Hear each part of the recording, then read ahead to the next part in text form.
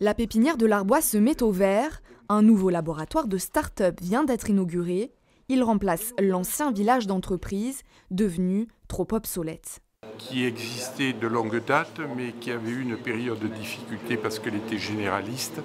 Et là, dans le cadre de la passation de pouvoir entre le département et la métropole, il a été évoqué de relancer cette pépinière qui avait été faite déjà par le département. Et donc aujourd'hui, on l'inaugure. Et pour que vous preniez un exemple, il y a 32 aujourd'hui entreprises start-up dans cette pépinière, alors qu'auparavant, si vous voulez, c'était petit à petit effondré et elle dysfonctionnait. 1400 mètres carrés de locaux pour 32 start-up. Leur point commun, elles fabriquent des technologies environnementales, un savoir-faire désormais valorisé par le label Cleantech. Et surtout, ça permet d'avoir un label de crédibilité dans le cadre justement de ce positionnement qui nous est cher sur les valeurs environnementales.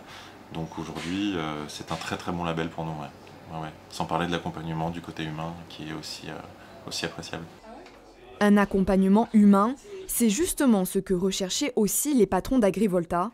Et lorsque l'on conçoit, comme eux, la ferme du futur, c'est essentiel. On n'aurait pas pu faire Agrivolta sans eux, clairement. On n'avait pas les moyens déjà logistiques, on n'avait pas de bureau à disposition.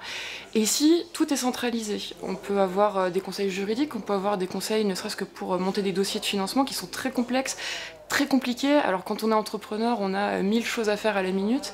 Et c'est vrai que ici, les intervenants nous ont permis de tout centraliser, de nous guider, de nous prendre par la main, nous dire voilà, là tu prends la bonne décision, là en revanche, il faudrait faire autrement et voilà, je te propose une solution concrète et applicable.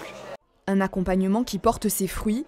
80% des entreprises issues de pépinières sont toujours en bonne santé 5 ans après leur création.